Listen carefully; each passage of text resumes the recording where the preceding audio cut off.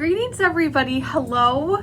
Happy Sunday afternoon. I hope everybody's weekend is going really well so far. And it's Sunday, so that means it's a good day to talk about some good news stories that are around. So I have kind of a lot of different types of stories. This first one is actually about peanut butter. And who doesn't love peanut butter? It's one of my favorite snacks. I would say I probably eat it every day. And I am definitely a fan of creamy peanut butter. So this article is about the differences in personalities of those who prefer creamy peanut butter versus chunky peanut butter. So it should be interesting, and let's get into this article.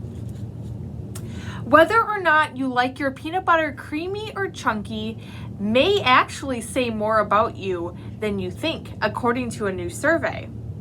The poll examined the peanut butter and snacking preferences of 2,000 Americans, evenly split by their preference of crunchy versus creamy, and found enjoying a crunchy peanut butter may make you have a cheerier outlook on life. 63% of those who prefer crunchy peanut butter describe themselves as optimists, compared to 56% of those who prefer creamy.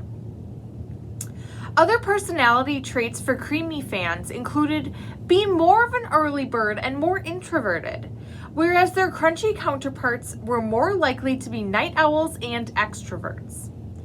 Conducted by one poll on behalf of Jif, the survey found that a third of all respondents described themselves as extremely passionate about their peanut butter preference. Americans are so passionate, in fact, that rather than asking your date what they do for a living or where they'll see themselves in 5 years, you may want to ask about their peanut butter preference. The results showed that nearly half of all respondents said it would be a deal breaker, can you believe that, to find out their date is on the opposite side of the creamy versus chunky debate. I don't know about a deal breaker, so I think those people are a bit too serious. What do you guys think? 63% of all respondents even said that they will pass on peanut butter altogether if it's not the kind they prefer. When asked to reflect on their childhoods, the results showed creamy fans were teased more over their peanut butter preference than their crunchy counterparts growing up. Surprisingly, those who prefer creamy were more likely to be judged for their preference than those who prefer crunchy. And 68% of creamy peanut butter fans said they felt pressure to pick crunchy to fit in, compared to just 50% of crunchy fans. Both groups do have some common ground, however, through their love of animals. When asked about their preference, dogs to cats, a third of both parties shared that they love both species equally.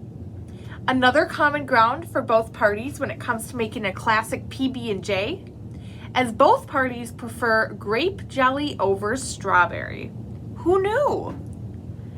All right, so that is our first article. So I would love to hear your opinion. Which kind of peanut butter do you prefer?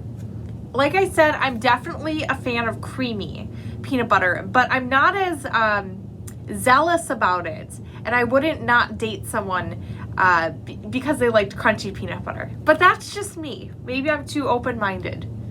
So you'll have to let me know when you see me around which kind of peanut butter you prefer.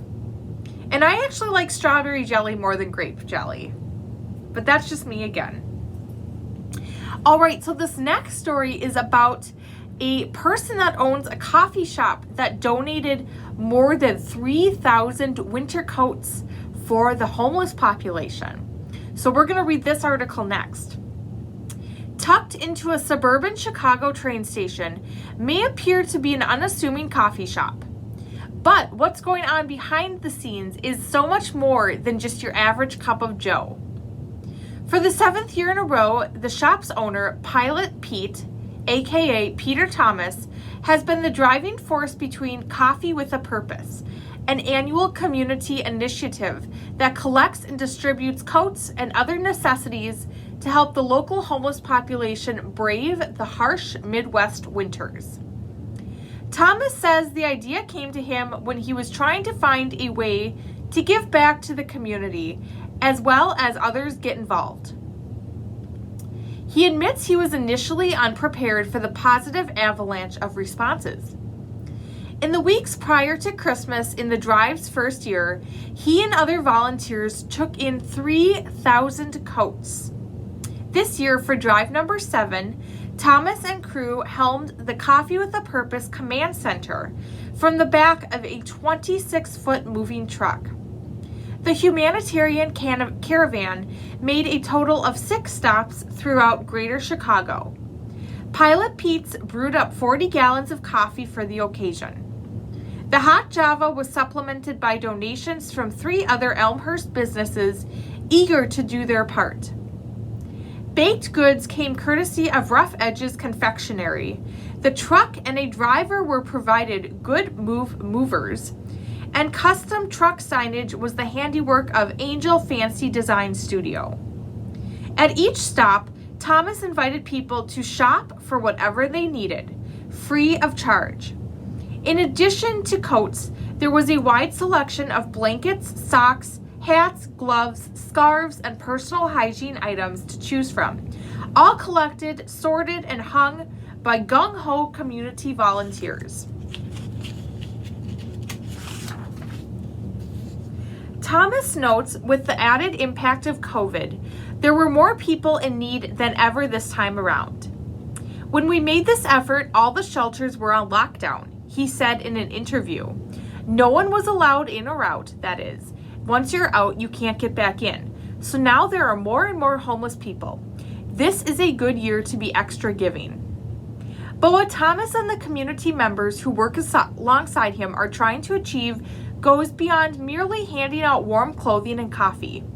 Forging a human connection with people who are so often invisible in society is an integral factor in their giving equation. Thomas says making donations one-on-one makes it feel more genuine. You never know where someone has been or what someone's been through before meeting them, he told the paper. With the homeless, we treat everyone the same or equal. According to Thomas's proud mom, her son's inclusive attitude is just who he is. Ever since he was little, he always would find the outsiders and pull them in to make them feel welcome, she said. Thomas sees coffee as the perfect metaphor to inspire positive action. I love working with coffee as a tool of motivation to fuel and ignite people to soar beyond their expectations and to soar beyond society's expectations, he told the paper. I'm fueling them and caffeinating them to do something better, something that will make them feel good about themselves so we can grow together as one coffee family and fly beyond greatness. As of this writing, with plans for a new Elmhurst Metro station in the works, the future of Pilot Pete's Coffee and Treats is a bit up in the air. Not surprisingly, the community he's been rallying for years is now rallying behind him. Pilot Pete's is more than a coffee shop. This writing, with plans for a new Elmhurst Metro station in the works, the future of Pilot Pete's Coffee and Treats is a bit up in the air. Not surprisingly, the community he's been rallying for years is now rallying behind him. Pilot Pete's is more than a coffee shop. Peter Thomas gives back to our community in so many ways, from the annual coat drive for the homeless, school fundraisers, motivational quotes tucked into every cup sleeve, and more. His is the shining face every commuter needs to see. His coffee with a purpose mentality is what makes Elmhurst a beautiful place, reads the petition to keep Pete's in place. Since a tall, sweet, hot cup of coffee, laced with a heavy dollop of milk of human kindness, is the kind of brew that belongs on everybody's menu, here's hoping Thomas will be able to continue serving up his special brand of hospitality for years to come. So what a lovely story. I wish, well, we probably have, similar places like that in Minneapolis, but that would be really fun to visit there sometime. All right. So now I have a story, and this one is actually about a postcard that was lost during World War II and was found 77 years later. So we're going to read about this one next. 7 years and 7 months later, the same postcard has finally arrived in Liverpool, doorstep of the family home, to the shock and delight of his children. The Royal Mail admitted that they hadn't had the faintest idea of what took so long for the delivery, but posited that perhaps it had been found and reposted by someone. Having joined on the train to the HMS Raleigh stationed at Torpoint, Cornwall, Cadwell's first message back from the military was simple, and typical of a man who his children remember as someone who didn't ever send letters or postcards. Well, I am in blue at last. I did not think it would be like this. You don't get much time for yourself, do you? But I like it all right. I will write a letter to you all when I get half a chance, so will you hold on a bit? I have 19 weeks here yet. Give my love to everyone. Love, Bill. Caldwell would go on to take care of a minesweeper during the D-Day landings, travel all over the Pacific, visit Japan, and carry prisoners on a war back to Australia. His naval career concluded with 4 medals. It was the most surreal thing on a Friday night to suddenly read a postcard that Dad had written 77 years ago when he was training to be a sailor in the Navy. None of his 6 children live in the family home, but a distant relative, the stepson of their cousin Dan, Caldwell's nephew, does. It was the stepson who alerted Dan, who sent a picture of the postcard to one of the children, Jane, who shared it in a family WhatsApp group. Another of Caldwell's daughters, 58-year-old Elizabeth, said, "It's a crazy story and it's hard to believe. My mom wrote letters and postcards, but Dad never wrote. To actually see his handwriting was beautiful. He had such an impact on us and our kids. He was such a great role model," Elizabeth added. Mom wrote on his gravestone, "A Liverpool gentleman," and that's what he was. He would give anyone the time of day, and that's why it's so magical to get this glimpse of him. So that is quite the story. I can't believe that it was found like 77 years later. That's really cool. So I have one more story for us today, and this one is another story about letter writing. This is about pen pals who had been writing to each other for 70 years. And so we'll hear about them right now. Everybody allows that the talent of writing agreeable letters is particularly female, Jane Austen wrote in her Northanger Abbey book. For proof, only one has to look to pen pals Jill Stretton and Kathy Alexander, who have maintained a faithful correspondence for 7 decades while living half a world apart. The long-lived letter-writing relationship began in 1950 when a 12-year-old Stretton, hails from Australia, was given Alexander's address by a family friend who had recently returned from a visit to Scotland. Back in the day, it could take 6 weeks for a long-distance airmail letter to reach its destination, but the pair felt an instant rapport after the first communication that's only grown stronger with time.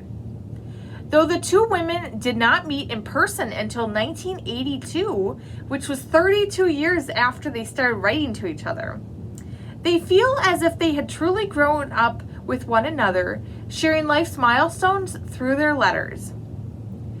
"She is just like one in the family," Stretton told ABC, "and we are still together as we were 70 years ago.